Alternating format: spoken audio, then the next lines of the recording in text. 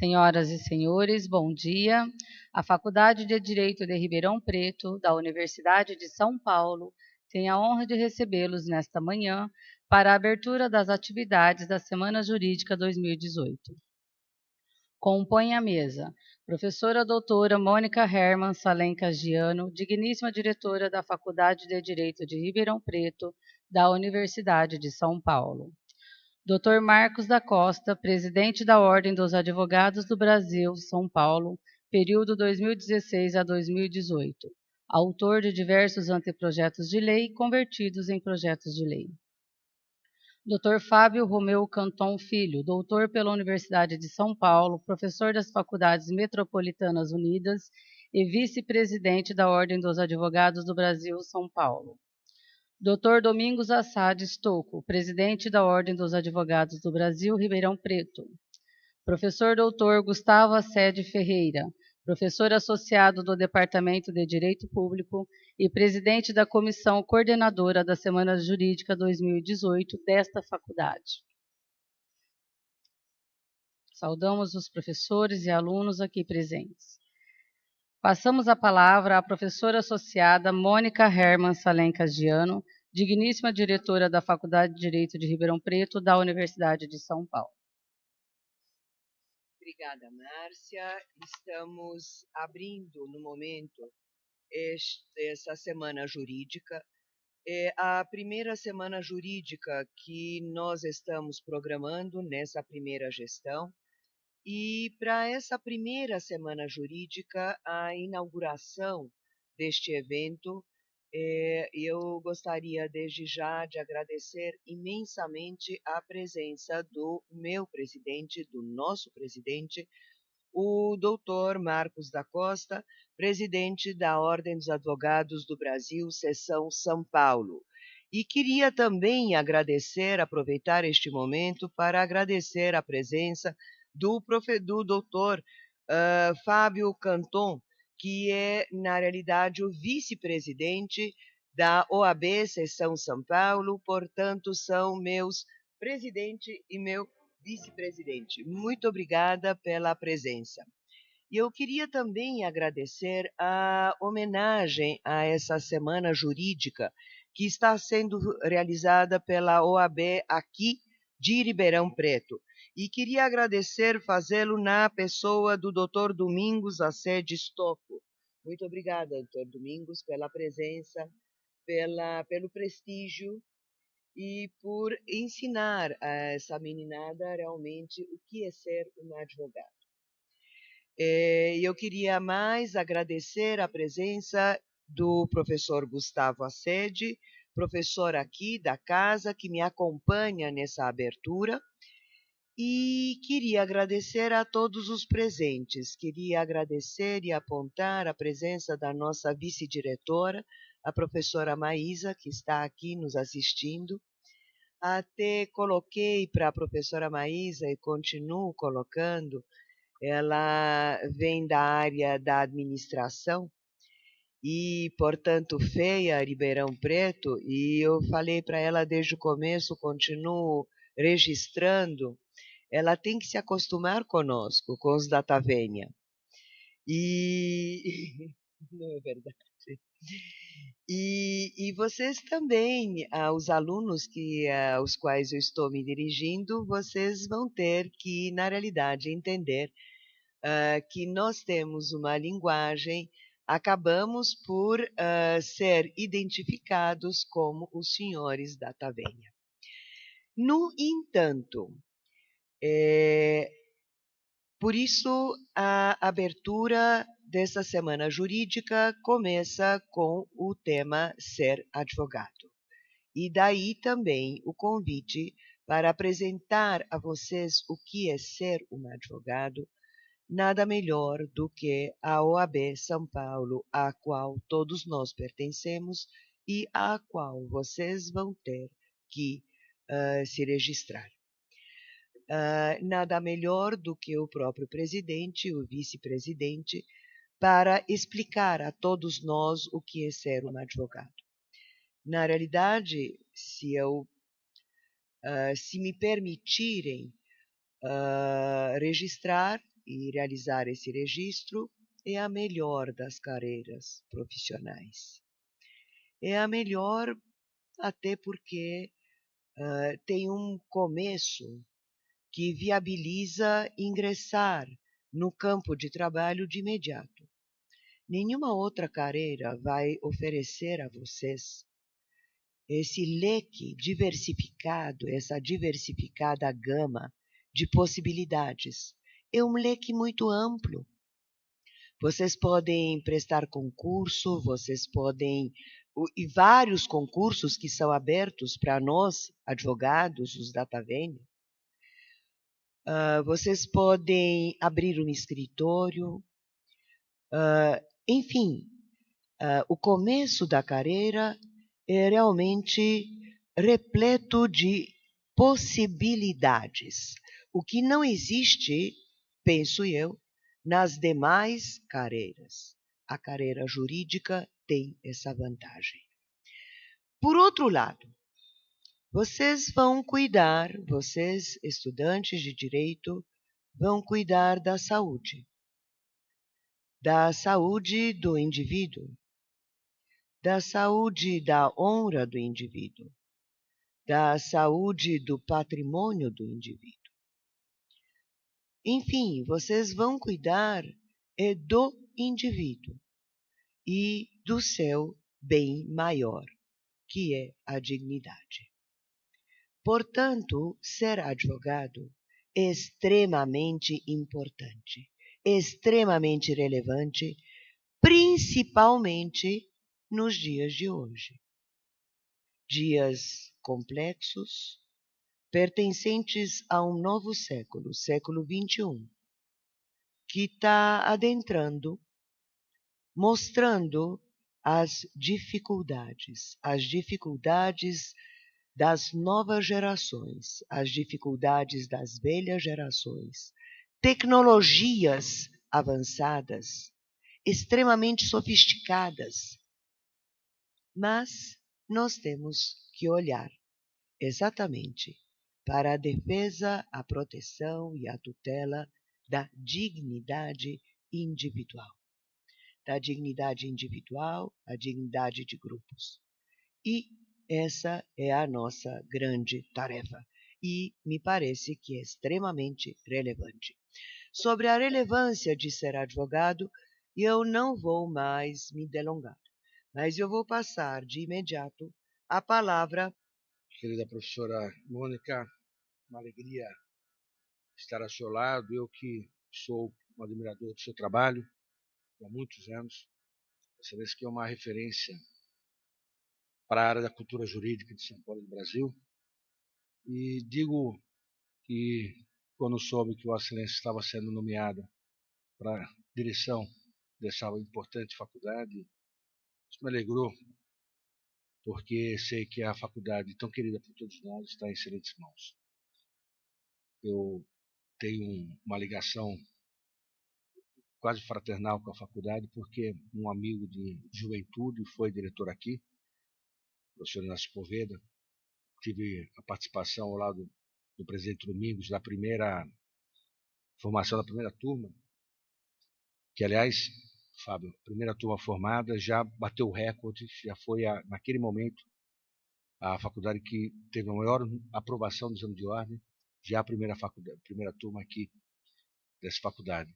E que é uma faculdade diferenciada pelos alunos, pela estrutura curricular e por essas belíssimas instalações. Cumprimentar o querido professor Gustavo, dizer que a alegria de também a honra de tê-lo à nossa mesa, Fábio Canton, nosso vice-presidente, ele também tem uma vida, uma história belíssima na nossa instituição, na advocacia, e o presidente Domingos, que nos dá a honra também de estar aqui hoje, ele que aqui também, de Ribeirão Preto, também faz uma excelente gestão à frente da nossa OAB, 12ª subseção do Estado de São Paulo. Eu vou ser breve, mas eu quero compartilhar, até por estar aqui na USP, de uma visão do que é ser advogado, mais do ponto de vista institucional, porque foi na USP que tudo começou. Foi na Faculdade de Direito lá de Francisco que tudo começou. Quero lembrar da importância do estudante de direito e a razão de a história do Brasil estar relacionada em tantos momentos à história das faculdades de direito. Destacando que 1822, ano da independência do Brasil, se discutiu naquele momento como criar uma cultura nacional. Aquele país que tinha acabado de nascer, como fazer com que aquela nação tivesse uma identidade própria, perdendo, portanto, a sua dependência, inclusive cultural, da pátria-mãe, que era Portugal. E nas discussões, naquele ano de 1822, se chegou à conclusão de que a melhor forma para que o país nascesse e tivesse ali os seus laços culturais, políticos, sociais, era com a instalação de uma faculdade de Direito. Só não foi instalada a Faculdade de Direito em 1824, junto com a promulgação da primeira Constituição brasileira, porque houve uma discussão de onde deveria ser instalada uma das duas das faculdades que estavam sendo autorizadas. Uma em Olinda, que acabou se instalando em Recife, e a outra uma discussão se a faculdade deveria ser instalada no Rio de Janeiro ou em São Paulo. São Paulo era uma província muito pequena naquela época, mas apresentava duas vantagens. A primeira vantagem, perto do Porto de Santos, onde já havia uma movimentação libertária, a partir, inclusive, do José Bonifácio. E a outra vantagem, que acabou predominando na decisão tomada poucos anos depois, foi de que todas as principais faculdades do mundo não tinham sido instaladas junto com o centro político do respectivo país. Então, por exemplo, Portugal era Coimbra e não Lisboa. O que levou a um discurso de que o estudante de direito, instalado fora do centro político-social, ele teria condições melhores de se concentrar em seus estudos e não ser atraído pela vida social própria do centro de um país. E aí, nesse discurso, acabou prevalecendo a ideia de instalar em São Paulo, que foi, então, em 1827, o ato do imperador Dom Pedro I, criando os dois cursos de direito, o primeiro, como eu disse, em Olinda, e o segundo em São Paulo.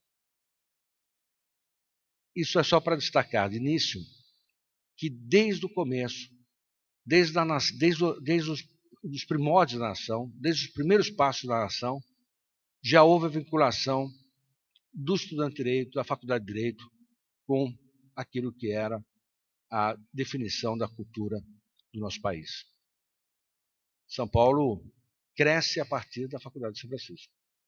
A cidade cresce a partir de São Francisco, o centro cresce a partir da Faculdade de Direito, e a Faculdade de Direito se torna, então, a grande referência para aquela comunidade.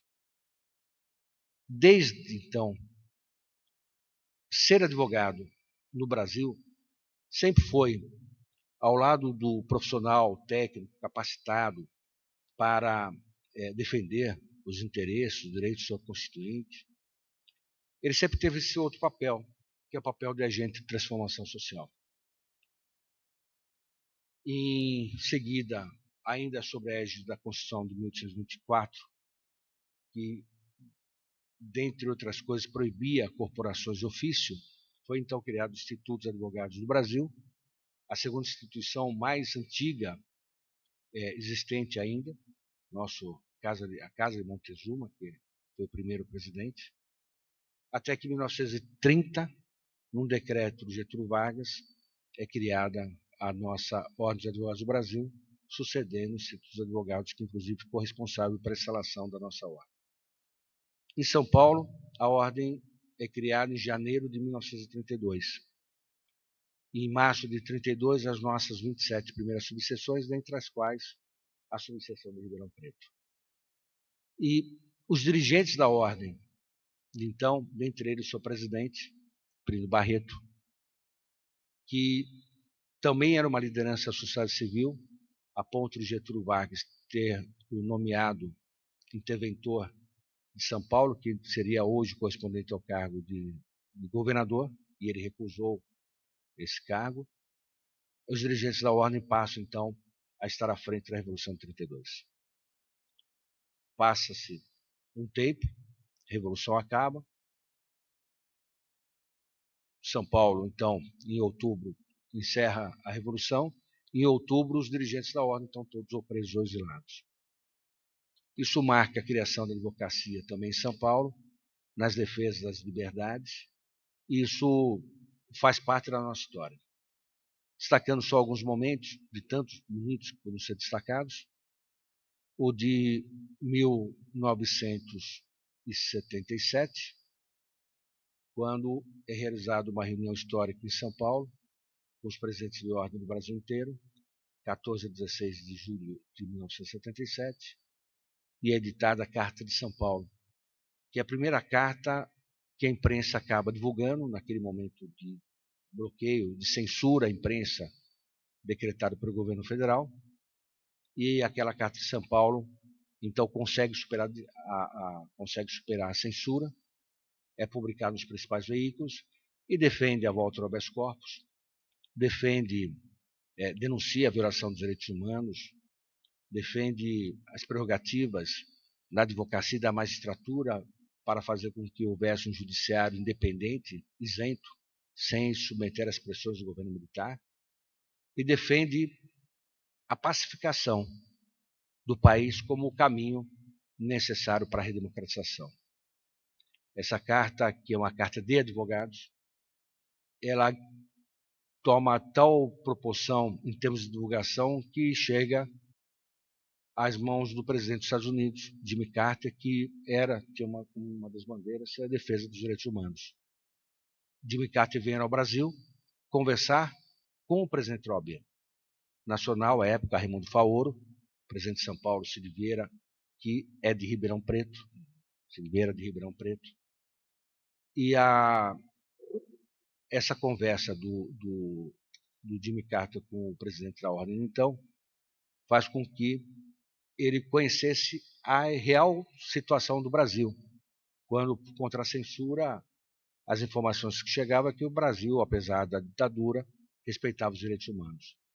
Isso faz, então, com que o governo militar, o presidente da época, o Geisel, convoque o presidente da ordem para um encontro, testemunhado por um presidente da ordem da Bahia da época, e aí vai dar uma dura no presidente da ordem. Como é que o presidente da ordem pode estar pretendendo a volta do habeas corpus?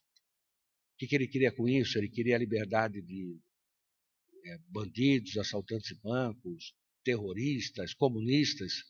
E o presidente da ordem diz: nós queremos, com a volta do habeas corpus, o que a advocacia quer é a liberdade da própria justiça. Nós queremos uma justiça livre.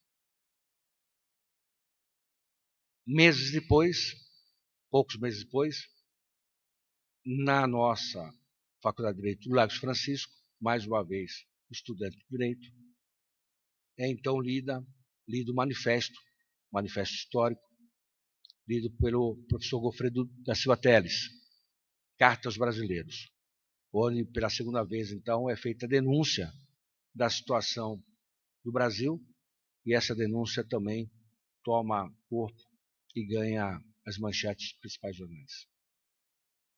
Em março de 78, poucos meses na sequência, em março de 78, uma reunião aí ocorrida em Curitiba, um encontro, uma Conferência Nacional de Advocacia, ocorrida em março de 78 em Curitiba. O governo federal, ao final da conferência, uma conferência histórica também, ao final da conferência, uma conferência que reeditou a Carta de São Paulo, agora na forma da Carta de Curitiba, o governo federal determina que um representante, o senador Portela, compareça à conferência e anuncie na conferência que o governo estava, então, atendendo a demanda da advocacia,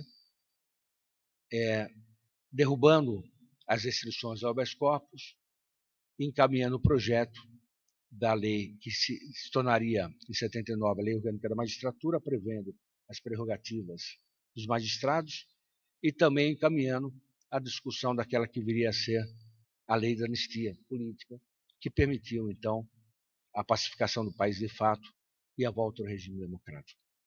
Eu destaco mais uma vez isso porque, novamente, o papel da advocacia na construção da democracia desse país.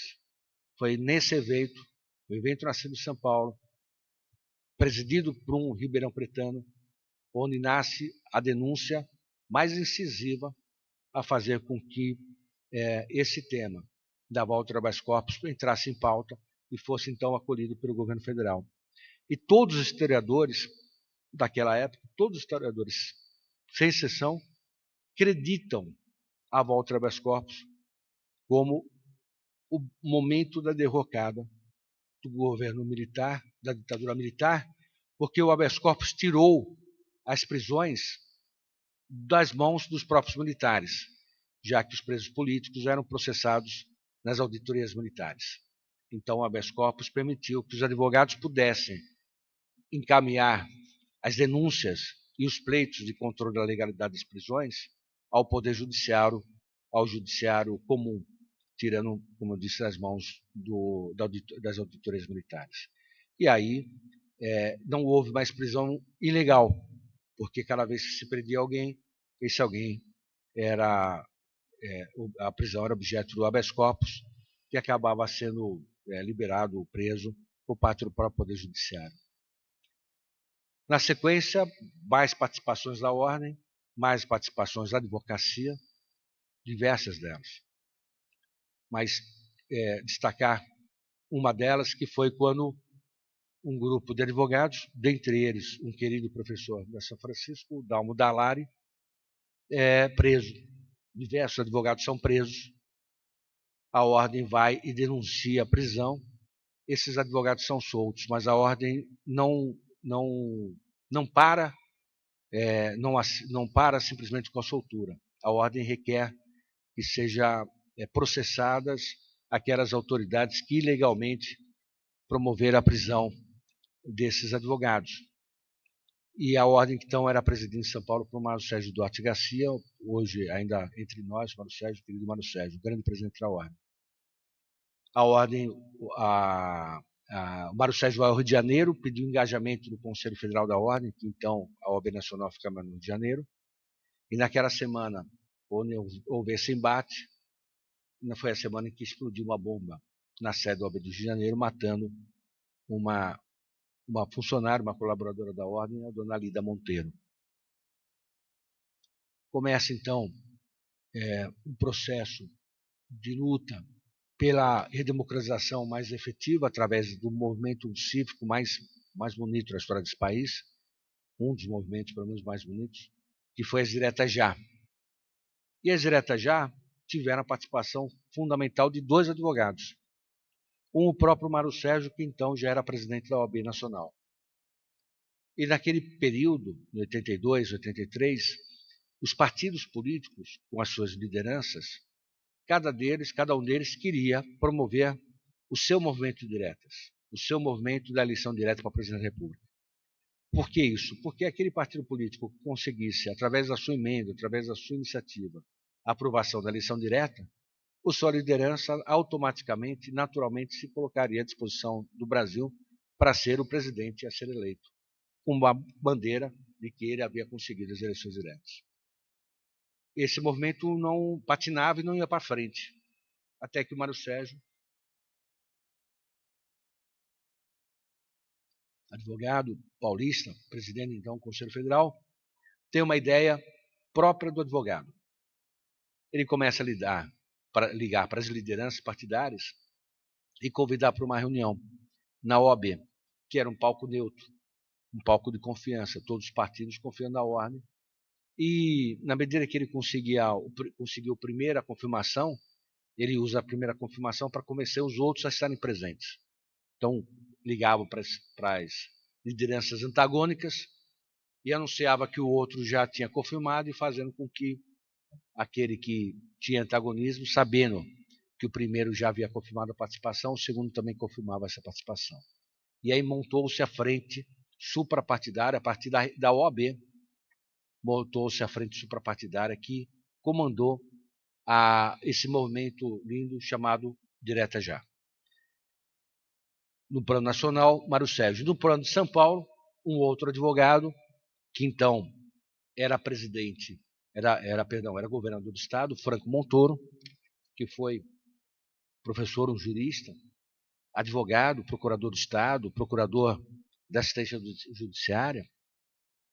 Franco Montoro, então, como governador, ele assume a bandeira do Direta Já, e quando ninguém confiava, ninguém acreditava no movimento, ele produz o maior movimento de São Paulo, levando quase 1 milhão de pessoas às ruas, promovendo a defesa. E desse movimento, dessa iniciativa do Franco Montoro, que praticamente sozinho acreditou no movimento e levantou a bandeira, é que toma conta as ruas do país inteiro, com o mesmo número de pessoas, milhões de pessoas saindo no país defendendo as bandeiras da Direta Já.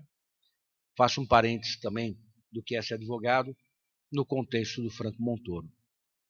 Porque Franco Montoro, e posso falar dele porque ele é saudoso, falecido, e portanto não tem nenhuma implicação política em falar do Franco Montoro. Na minha opinião, foi o melhor governador de São Paulo, desde que eu comecei a compreender um pouco política. Franco Montoro mostrou bem o que é ser advogado. Num governo de 4 anos em São Paulo, Franco Montoro criou a primeira Secretaria da Igualdade Racial, primeiro Conselho da Igualdade Racial, primeiro Conselho da Pessoa com Deficiência, primeiro Conselho do Verde, que acabou gerando a primeira Secretaria do Meio Ambiente do Brasil. Foi dele o primeiro Conselho da Mulher, e foi dele a instalação da primeira Delegacia da Mulher do Brasil. Foi dele a iniciativa do tombamento da Serra do Mar. Nós devemos a Serra do Mar hoje, que sobrou da Serra do Mar ao Franco Montoro, como foi dele, por exemplo, o tombamento de um bairro de São Paulo que foi Higienópolis, quando ninguém compreendia. E, aliás, outro dia eu vi o secretário, era o Modesto Carvalhosa, o nosso jurista. O Modesto foi conversar com o Franco Montoro e discutir como é que tombava um bairro. O Franco Montoro disse que tombou o bairro porque o bairro é o retrato da vida da comunidade, portanto, essa vida e da cultura e precisa ser preservada. Esse lado humanista do advogado, que é retratado muito bem na personalidade do Franco Montoro, que apesar de ter ocupado cargos relevantes como senador da República, governador, deputado estadual, presidente da Assembleia, ele nunca deixou de se apresentar, sempre se apresentava como um advogado. Passa as eleições diretas, a eleição direta não é aprovada no Congresso Nacional, surge então o movimento da advocacia, também numa conferência nacional, que é o movimento pela instalação da Constituinte Exclusiva. Mais uma vez, a nossa Faculdade de Direito do Largo Francisco é acesa uma pira olímpica, uma pira, com o presidente da Ordem, o presidente do Instituto dos Advogados, o presidente da Associação dos Advogados, como ato simbólico, a fazer com que aquela chama acesa só viesse a ser apagada quando da promulgação da Constituição de 88.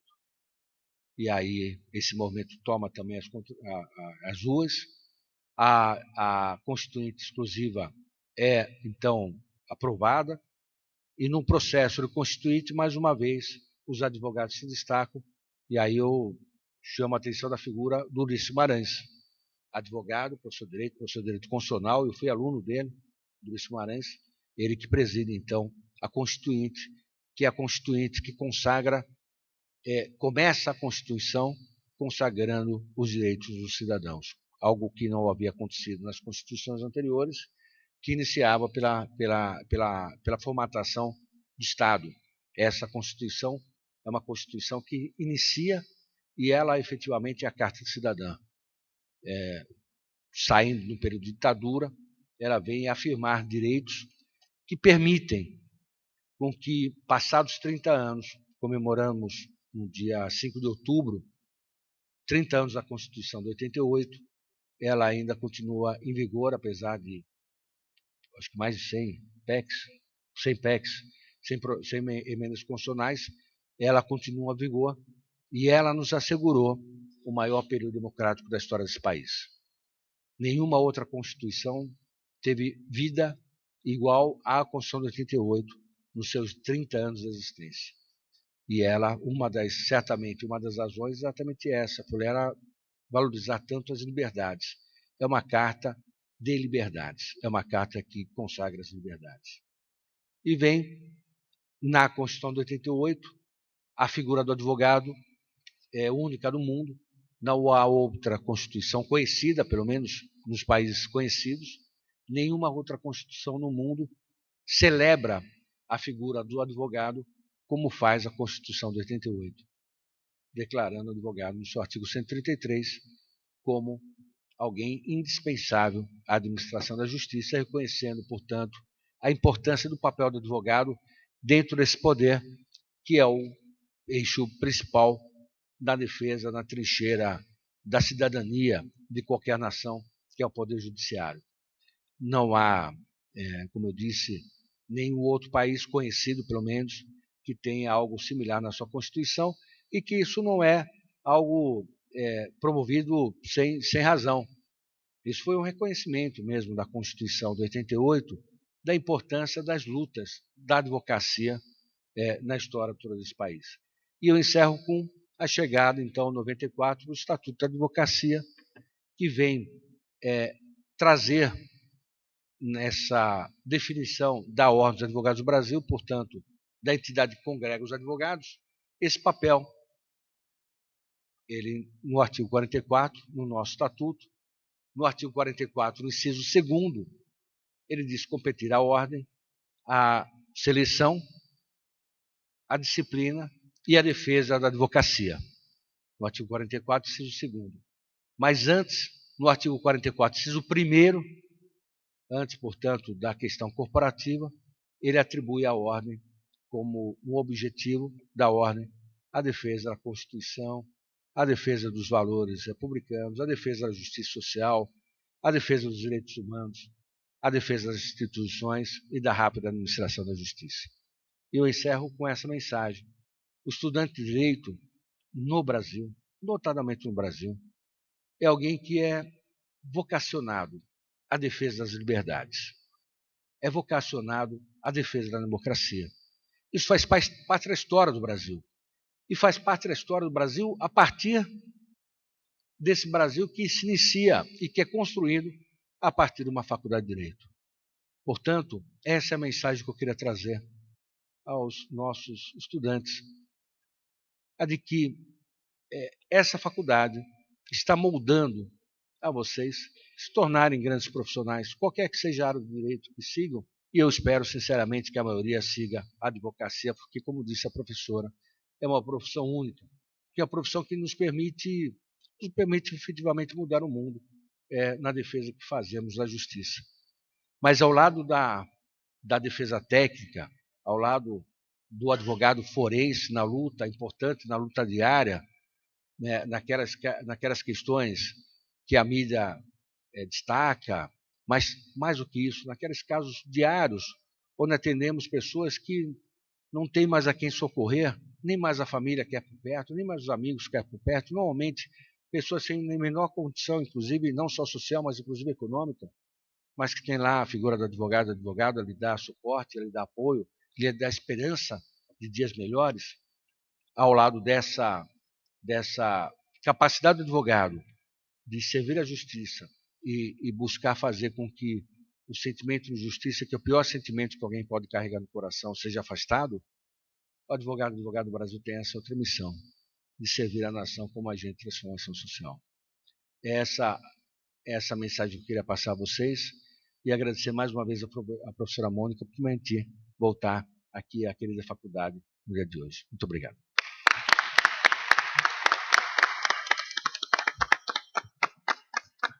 Obrigada, senhor presidente, e eu que agradeço por mais uma vez a presença e essa lição do que é ser advogado e, na realidade, a importância, a relevância da figura do advogado na sociedade e no desenvolvimento da sociedade, principalmente da sociedade democrática. Com isso, eu passo de imediato a palavra ao nosso vice-presidente da Ordem, Dr. Fábio Canton. Dr. Fábio. Obrigado, bom dia a todos. Minha querida professora, doutora Mônica Herman Salencagiano, minha primeira palavra de agradecimento pelo honroso convite de estar aqui com Vossa Excelência nesta oportunidade, na Semana Jurídica da Faculdade de Direito de Ribeirão Preto, da USP, e é uma alegria muito grande estar aqui e dividir a mesa com Vossa Excelência, com o professor doutor Gustavo Assede Ferreira, que coordena a Semana Jurídica dessa faculdade, ao lado também do meu presidente, meu querido amigo Marcos da Costa, grande liderança da advocacia paulista, e o querido presidente também desta subseção de Ribeirão Preto, Domingos Assad Estocco, meus queridos alunos. Nosso presidente Marcos talvez tenha destacado a principal característica de um advogado, que é essa característica humanista, que é essa característica de ser efetivamente agente de transformação social. Ele destacou esse aspecto do advogado, destacou inclusive personagens que na vida pública brasileira interferiram diretamente na história do nosso país. Portanto, para ser advogado primeiro, tenho essa visão primeira da pessoa humanista, da pessoa interessada pelo destino do seu país, pessoa interessada pelo próximo. O advogado tem essa capacidade ímpar, e é muito provável que tenha nascido assim, de olhar para o lado e enxergar o ser humano, as suas angústias, os seus problemas, as suas dificuldades, as suas dúvidas, absorver todos esses problemas e devolver muitas vezes mais em paz social. É assim que o advogado ajuda efetivamente a transformar a vida da sociedade brasileira. Especialmente em momentos agudos como aqueles que nós vivemos hoje, com crise política, crise ética, crise econômica e financeira, o advogado tem papel fundamental nesta transição. O advogado tem, até pelo estudo técnico também, esta capacidade, além daquilo que já nasceu com ele, esta capacidade de compreender melhor o mundo, de se entender melhor, entender o seu papel no mundo. Esta, talvez, a diferença brutal com relação a outras profissões, e por isso até a professora Mônica no início disse que é a mais bela, e é mesmo a mais bela das profissões, porque permite esta compreensão ímpar com relação ao universo em que vivemos. Portanto, ser advogado, já destacou o nosso presidente Marcos com muita propriedade, passa rigorosamente por isso. O advogado precisa ter esta compreensão social, precisa compreender a sua importância, precisa compreender que a nossa entidade, a Ordem dos Advogados do Brasil, maior e mais respeitada entidade da sociedade, é assim por conta das advogadas e dos advogados. A nossa entidade é uma abstração. As suas bandeiras e os seus ideais são materializados cotidianamente nas ações daqueles que a compõem, das advogadas e dos advogados, todos os dias, com a professora Mônica, com o professor Gustavo, com o presidente Marcos, com o presidente Domingos. É assim que aquelas bandeiras, aqueles ideais todos de cidadania, de Estado democrático, de liberdade, se materializam com a ação concreta da advocacia. E vocês são agentes inspiradores disso e devem absorver essas ideias e são agentes também que deverão, a partir do momento em que se tornarem advogados, desta forma também agir. Agora, para ser advogado, então, começamos assim. Mas, professor, gostaria de saber como eu faço profissionalmente na minha vida, no dia a dia, como é que eu ganho a vida, como eu vou sustentar a minha família por meio da advocacia, essa que é a mais bela das profissões e que tem essas características de absoluta relevância. Eu preciso ter sucesso profissional até para que eu tenha tranquilidade de fazer e exercer esses papéis tão relevantes para a sociedade brasileira. Um querido professor de quem fui aluno e colega da professora Mônica, professor antigo, já falecido, mas um dos maiores professores da área no nosso país, de Direito do Trabalho, o professor Amaury Mascaro Nascimento, ele dizia desde o início da faculdade o seguinte: entupam-se de diplomas, e a expressão era literal dele, entupam-se de diplomas porque isso, além do óbvio de acrescentar conhecimento técnico jurídico, pode fazer a diferença no futuro para a carreira de vocês. Seja num concurso de provas de títulos, seja na obtenção de um emprego, de um cargo, de uma promoção, às vezes um curso de extensão a mais, um diploma a mais que fez, uma semana jurídica a mais que frequentou, pode fazer a diferença. Nós não sabemos como será o futuro. Nós não temos domínio absoluto da nossa vida. Aliás, temos domínio de muito pouca parte, ou muito pouca parcela, pequena parcela da nossa vida. Mas nós precisamos auxiliar o nosso caminho naquilo que podemos fazer. Então, o advogado precisa, para ser advogado, ele precisa de formação e precisa de postura de advogado. A formação, vocês já estão começando no curso de Direito, na graduação. Façam aquilo, repito, tudo que estiver ao alcance de vocês. Eu nunca fui o melhor aluno, mas sempre fui um aluno interessado. Fiz o curso de Direito de forma comprometida. Então fazia o estágio da ordem, fazia estágio da faculdade, fazia estágio no escritório de advocacia, fazia os cursos que apareciam e sempre pensando, e lembro até hoje, vejo o professor Amaury na sala de aula falando isso. Absorvi isso e procurei fazer exatamente isso, me entupir de diplomas, no lato sensu, no estrito sensu, nos cursos de extensão, e isso vai acontecendo naturalmente. Você vai, um curso que você faça numa semana, num mês, ao longo da sua vida você vai construindo a sua carreira e a sua formação, que deve ser permanente. O estudo, não há dúvida, o estudo para o exercício da advocacia é, sem dúvida nenhuma, permanente. Ele tem picos maiores de intensidade, evidentemente, na época da formação primeira, da graduação, depois da pós-graduação, lato sensu, estrito sensu, mas ele é permanente. Morremos nós, todos advogados, estudando, consultando, trocando ideias, e é uma coisa muito interessante da nossa profissão, é o absoluto dinamismo. Nós conversamos com colegas mais experientes e trocamos experiências e percebemos que as dúvidas são as mesmas, que os casos mudam, que a sociedade muda e aquilo que era de fácil solução num dia, no dia seguinte já não é assim, e isso leva, portanto, a essa busca permanente do aprimoramento profissional, da formação profissional. De modo que vocês já estão no primeiro passo, já estão na faculdade de Direito, o que é muito bom, e, portanto, já reconheço em cada um de vocês essa capacidade de entender o semelhante, de entender melhor o mundo, de entender melhor a vida, de entender como se posicionar neste mundo, e tratando agora da formação, que eu repito, deve continuar para a vida toda. Evidentemente que alguns vão se dedicar mais à área acadêmica, outros a concurso público, à advocacia, mas de qualquer maneira o estudo, com maior ou menor intensidade, deve ser permanente. Lidar com o direito alheio é de altíssima responsabilidade. E o profissional do direito deve ter esta consciência também. A advocacia não é uma profissão de filme americano. Seduz, mas não é. Não é? Nós sonhamos todos com aquele cliente que vai fazer uma única consulta e vai nos pagar $1 milhão, nunca mais vai nos dar problema. Mas não existe. Isso não vai acontecer. É preciso perceber que a advocacia tem uma responsabilidade muito grande.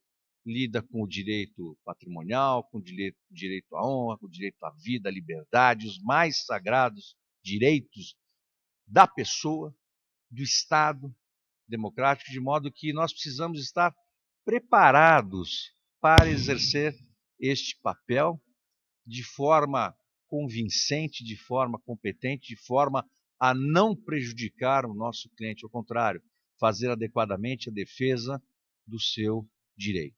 Se vamos ganhar ou se vamos perder é outra questão, e já dizia o Teotônio Negrão, para quem não conhece, para quem é mais novo, um dos maiores processualistas da história do nosso país, advogado, essencialmente advogado, autor da principal obra jurídica que por tantos anos nos acompanhou, não é, professor Marcos, o Código de Processo Civil, com suas anotações. O Código de Processo Civil do Teotônio Negrão surgiu de uma prática que ele tinha no escritório dele, que era anotar no rodapé dos artigos, em fichários, as jurisprudências correspondentes, e disso quase que naturalmente surgiu a obra de maior sucesso até hoje no nosso meio jurídico, do mercado editorial jurídico, que é o Código de Processo Civil do Teotônio Negrão. E ele já dizia que ganhar ou perder é problema da parte. Ao advogado cabe, da parte do juiz, ao advogado cabe fazer o melhor, fazer o máximo. E para isso ele precisa estar preparado. É fundamental, portanto, que o advogado tenha formação e cuide da sua formação permanentemente, desde a graduação até o fim do seu exercício profissional. Eu tenho certeza que todos aqui farão isso. Mas é preciso também ter postura de advogado. E alguém pode pensar, bom, já sei, postura de advogado é fácil.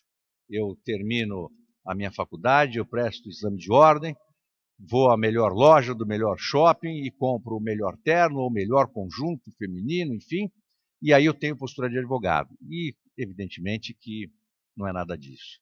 A postura de advogado passa por dois pilares fundamentais para o exercício profissional e que pode, num primeiro momento, parecer uma coisa simples, uma coisa óbvia, mas que requer, até por isso, uma atenção redobrada. Eu me refiro à ética profissional e às prerrogativas profissionais.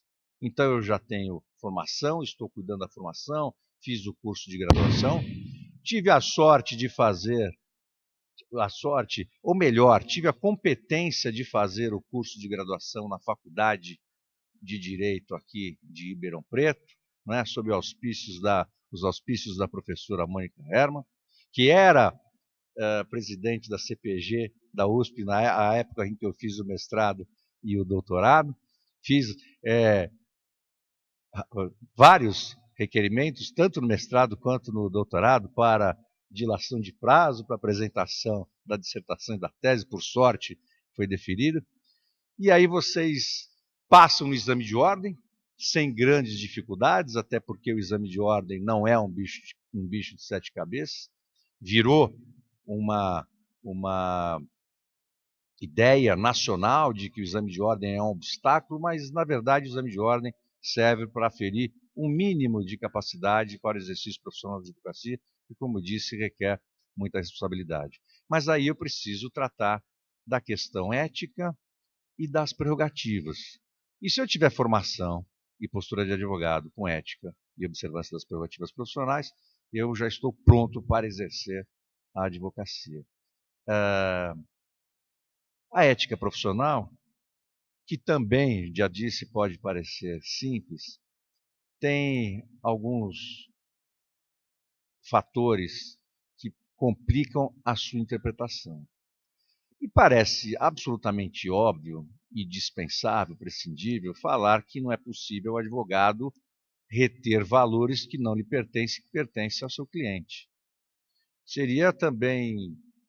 Parece que seria também dispensável ter uma cadeira de ética no curso de graduação para dizer coisas assim.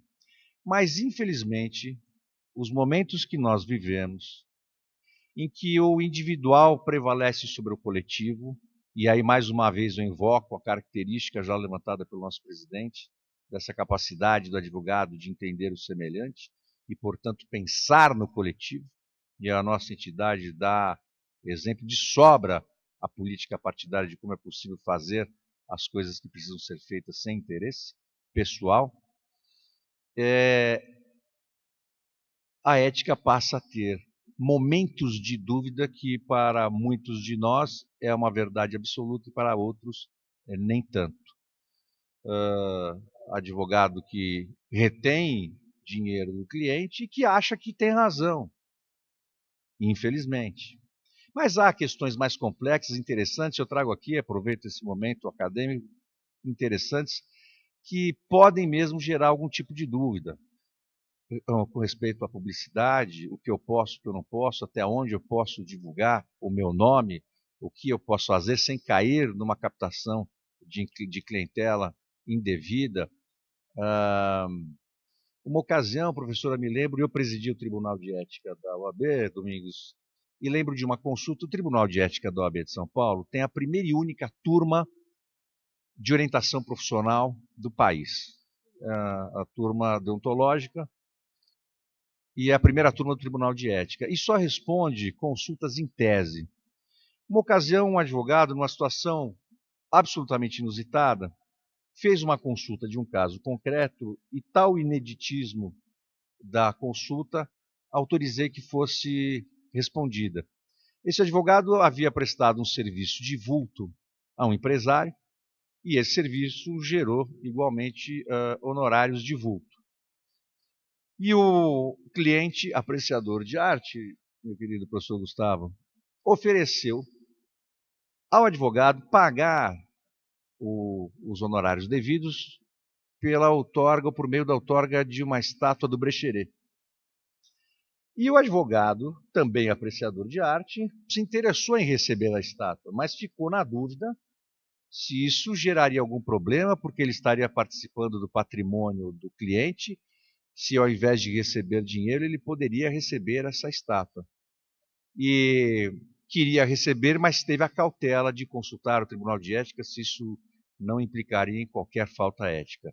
Eu autorizei a resposta e a turma deontológica se reuniu e decidiu, à unanimidade, que, excepcionalmente, e tendo sido proposta partida do cliente, poderia ele receber, e recebeu. Fez lá com os certificados de autenticidade, otorgados pela própria família do Brecheret, e recebeu essa estátua. Dúvidas como essas são razoáveis. Dúvidas relativas ao dinheiro do cliente não são razoáveis.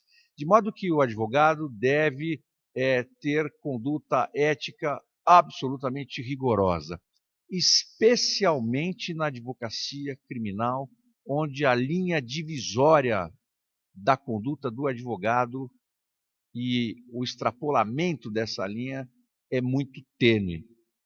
O advogado precisa ter em mente que ele defende direitos e pessoas e não participa daquilo que o cliente faz, em qualquer âmbito, especialmente na advocacia criminal. Então, é preciso que as normas de boa convivência, as normas gerais, imagino que todos já tenham interiorizado. Se alguém tem alguma dúvida dessas dúvidas óbvias, é preciso atenção. Mas aquelas de, como eu dei o exemplo, esse exemplo da estátua, que são dúvidas razoáveis e que podem surgir para qualquer um, merecem atenção também para serem resolvidas oportunamente, até por orientação profissional do Tribunal de Ética da OAB. Esse é um passo. Sejam absolutamente transparentes na relação com o cliente. O cliente não pode ter dúvida do que vai acontecer. Não pode ter surpresa do que vai acontecer. Claro que o advogado não é guru, não é? Seria bom que fosse, mas não é. E não tem, mais uma vez, domínio daquilo que vai acontecer no processo. Mas, evidentemente, que ele é um profissional técnico. Então, ele precisa dizer ao cliente os riscos daquela ação, se o direito dele tem razoabilidade ou não, se aquela causa vai ter perícia, quanto vai custar a perícia, quantos serão os honorários, quanto vai custar ou ele vai gastar mais ou menos de despesas, para que ele não tenha surpresa. Então o cliente precisa ter segurança de que ele vai sair de lá com um retrato, os riscos de uma sucumbência. Né? Hoje é um problema grave que se enfrenta na área do direito do trabalho, na justiça do trabalho, por conta da novidade que é a sucumbência. Então, advogados mais cautelosos estão, inclusive, fazendo inserir em seus contratos de honorários, com reclamantes especialmente, e mesmo com empresas, cláusula que ele mostra ciência inequívoca dos riscos de sucumbência. Porque, não raras vezes hoje, reclamantes que no passado reclamavam e ou ganhavam ou não perdiam, hoje podem perder e perdem concretamente e perdem muito às vezes. Então o advogado precisa esclarecer o cliente desses riscos. Olha, a ação tem risco, a probabilidade é majoritária, minoritária, precisa esclarecer para que essa relação flua da melhor forma possível. Não dá para dizer para o cliente no meio do caminho, olha, eu estava pensando, eu preciso de um honorário adicional. Não é possível estabelecer cobrança de honorários também de acordo com a conta corrente do advogado. Se o advogado tem as dificuldades, os problemas dele, isso é problema dele e não do cliente. Ao cliente ele deve apresentar uma conta certa, objetiva, clara, do que vai, de valores e do que vai acontecer. E aí o cliente não vai ser pego de surpresa. Hoje as perícias atingem valores, por isso que eu falei do perito, assustadores até. Outro dia, no meu escritório, uma perícia contábil de uma empresa, uma perícia relativamente simples, não era muito simples, mas também não era de alta complexidade, R$27 mil. E o cliente empresário de uma empresa já desativada falou, não tenho dinheiro para pagar a perícia. E uma ação de alguns milhões. E aí eu entrei com uma petição, ponderando com o juiz, e ele abaixou significativamente o valor da perícia de 27 para 24 mil reais. E aí eu pedi parcelamento e o juiz concedeu em 3 vezes e o cliente conseguiu pagar. Mas vejam, ele já estava avisado de que teria perícia e de que a perícia poderia ser muito cara, como foi. Nem eu imaginava que chegaria a esse patamar neste caso. Mas, enfim, essa relação precisa ser transparente. Faça um contrato de honorários com o cliente. Não dá para advogar sem contrato de honorários. Eu fui criado na advocacia por um advogado antigo que foi sócio do Pinheiro Neto, e que era um advogado generalista e que tinha esse trato antigo de acertar as coisas verbalmente, simplesmente. E vocês não imaginam a frustração que gera, além de outros problemas, você ter que conversar com o cliente sobre uma questão que já está combinada e ele dizer que não lembra, que não sabe, que não foi bem isso.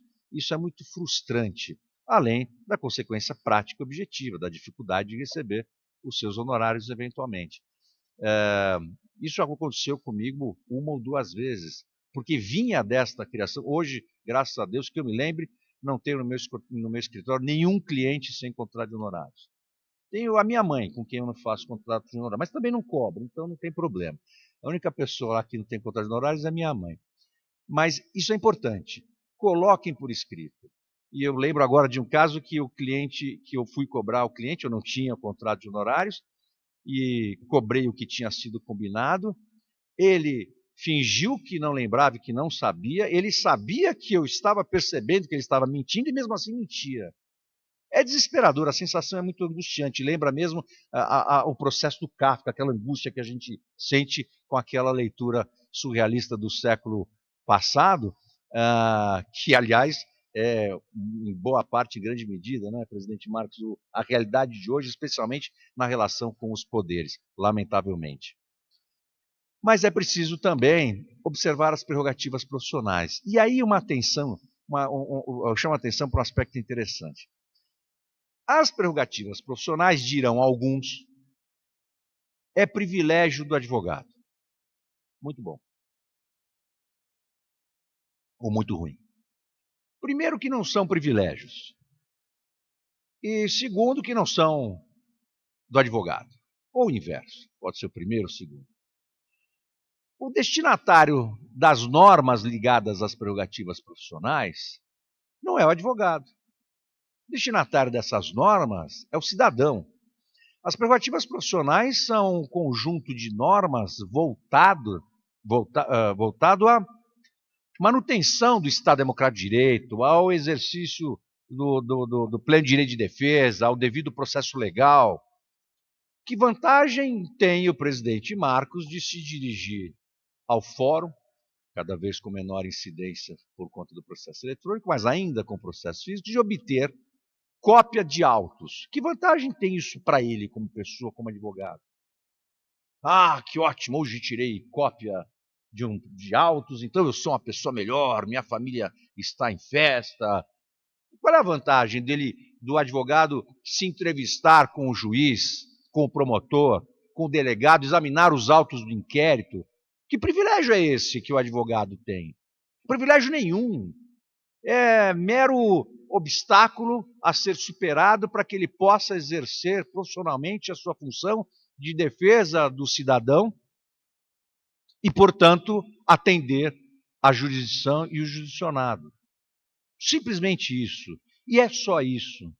O resto é conversa. Ah, o advogado acha que é diferente. Não, é mesmo. E acha que é melhor. Não é igual. Pode não ser melhor, mas seguramente não é pior. E a ele, advogado, incumbe a defesa do cidadão. até por força constitucional, não só do cidadão, como já disse o nosso presidente, reitero, também a defesa institucional do nosso país, por força constitucional. O advogado tem essa missão de defesa da própria Constituição, das leis. Fazemos juramento disso quando recebemos a carteira da ordem. E aí vão dizer que o advogado se mete em tudo. É verdade, se mete mesmo em tudo, porque a Constituição assim determina. Portanto, as prerrogativas profissionais, mais do que direitos, são deveres do advogado. São direitos-deveres, os chamados direitos-deveres. O advogado não pode transigir.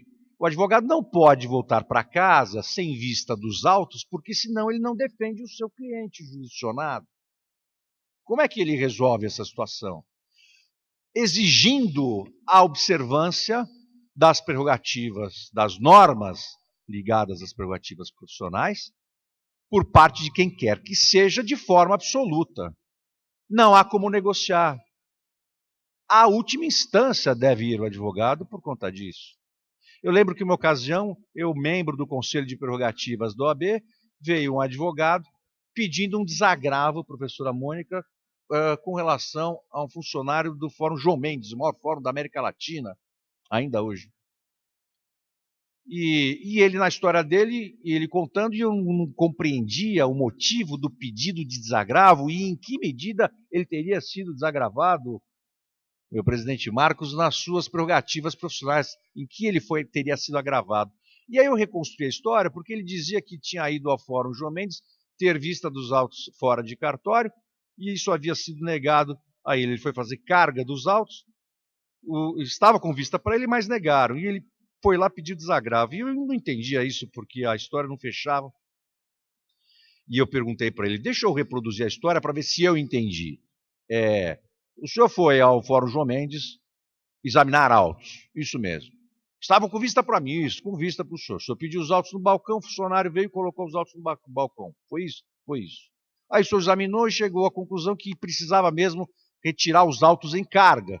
Aqueles que estavam com vista para o senhor. Exatamente isso. E aí o escrevente se recusou, foi.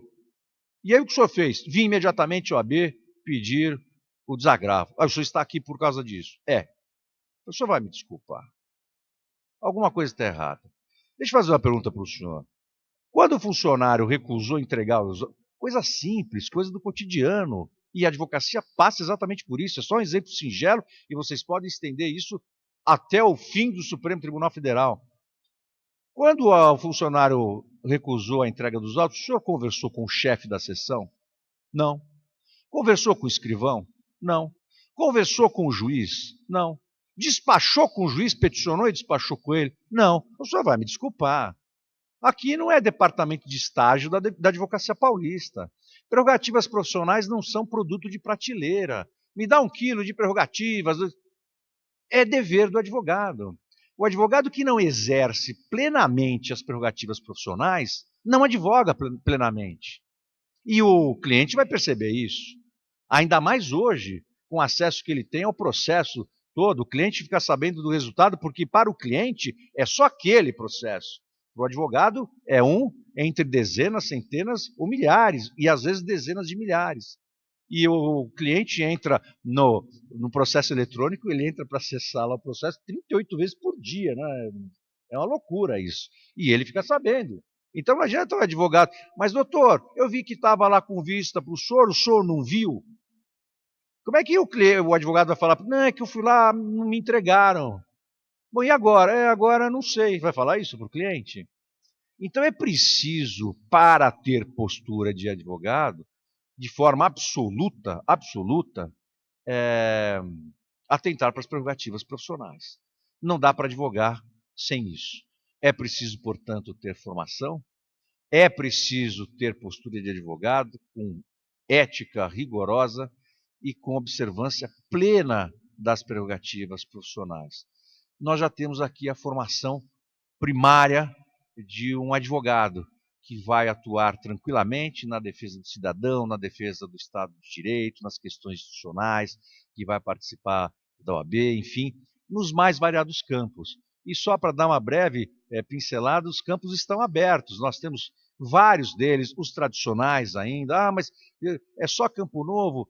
Para quem gosta do direito dos campos tradicionais, estão abertos também. Ah, eu quero ser advogado criminalista, e por que não? Não é você civilista, você é advogado trabalhista. Mas há, evidentemente, campos novos, ramos novos do direito, e ramos não tão novos, mas ainda pouco explorados. Falávamos há pouco na sala da professora Mônica sobre o direito eleitoral. É novo? Não, não é novo, é ramo antigo do direito, mas com poucos profissionais ainda atuando.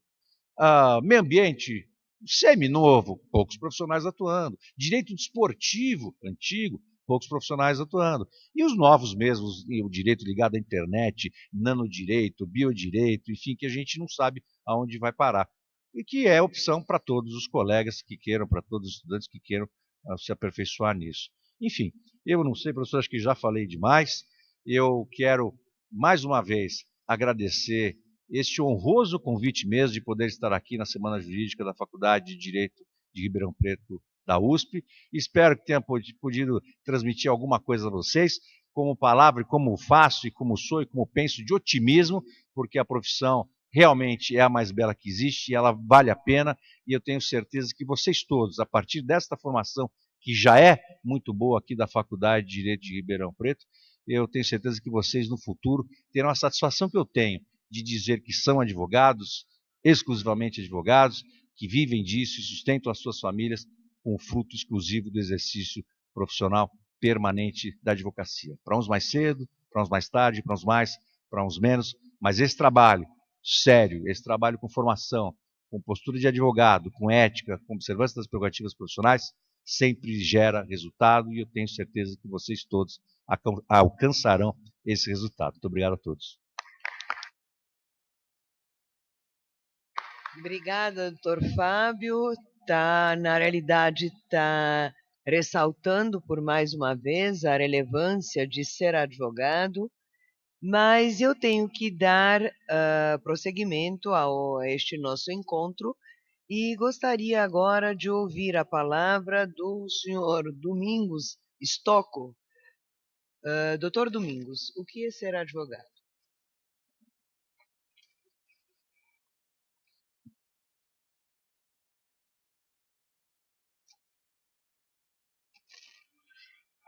Para mim, ser advogado, professora Mônica, é aprender todo dia. E hoje eu aprendi. Eu prestei muita atenção nas falas do presidente Marcos e do presidente Canton e fiquei imaginando que é uma pena que poucos tivessem aqui presente hoje, porque ouvimos aulas de advocacia. A professora Mônica teve início na sua fala dizendo da profissão mais bela, e eu digo isso, professora Mônica, presidente Marcos, doutor Canton, em toda entrega de carteira. Dias atrás, um pai de um advogado ficou bravo, porque eu disse, com o maior respeito que nós temos a todas as demais profissões, a advocacia é a mais bela. É a mais bela, professora Mônica, por uma razão que eu vou convidar vocês a pensarem. É a profissão que mais mexe com a emoção do ser humano. E quando se faz referência a isso, o presidente Marcos destacou o artigo 133 da Constituição Federal, que diz que o advogado é absolutamente indispensável à administração da justiça, e eu fico pensando que isso não aconteceu de forma gratuita. Isso aconteceu porque a sociedade civil acredita muito na advocacia e acredita muito no poder transformador da advocacia.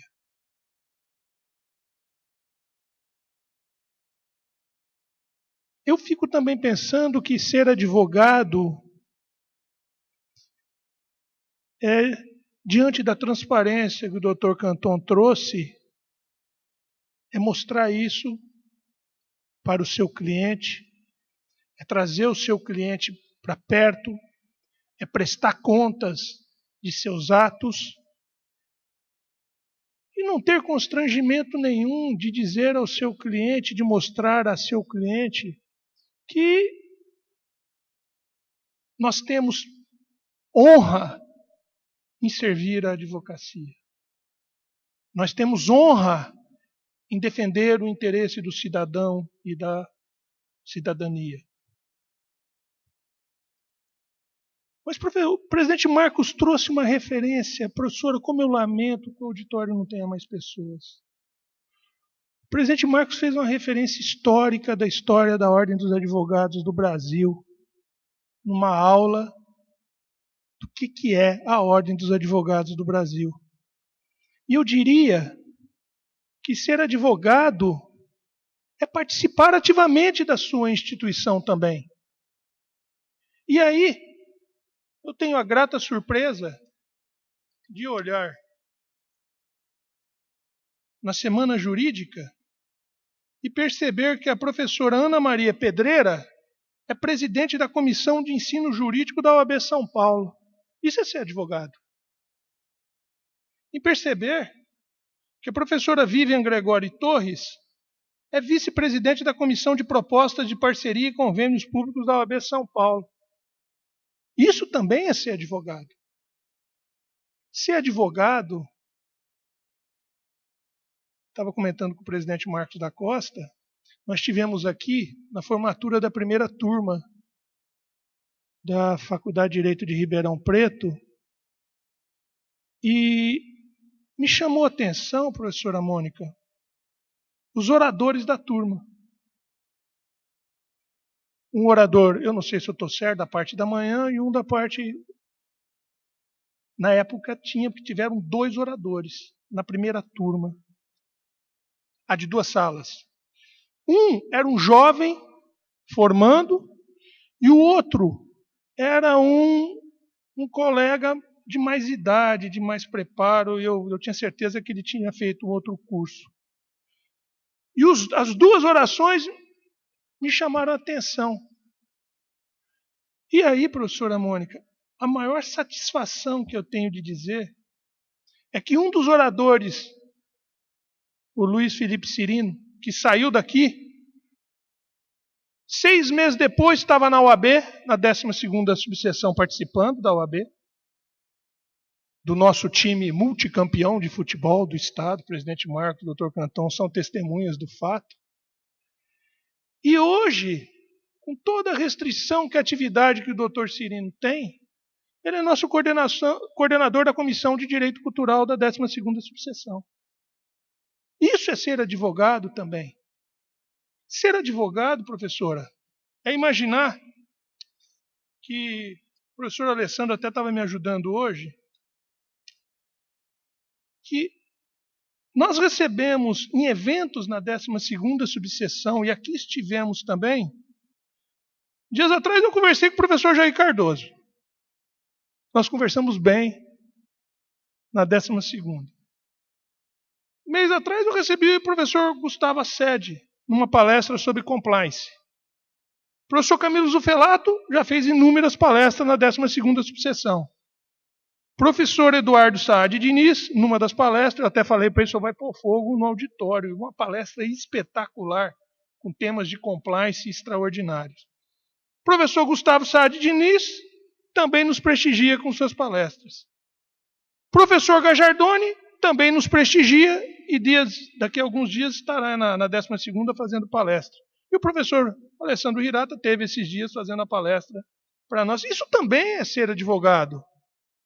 Nós temos que criar a consciência de que a Ordem dos Advogados do Brasil, ela é de todos nós. E a importância de vocês todos, de eu receber vocês todos, presidente Marcos, dentro das limitações territoriais, doutor Canton, a importância de receber vocês lá. E aí eu estava pensando, quando eu vim para cá, que nós devemos ter, nas comissões da 12ª subseção hoje, certamente mais de 15 colegas que saíram daqui. Eu posso estar equivocado, mas a nossa comissão de Direito Comercial é inteira originária aqui da Faculdade de Direito de Ribeirão Preto e nos ajuda da gestão da 12ª subseção.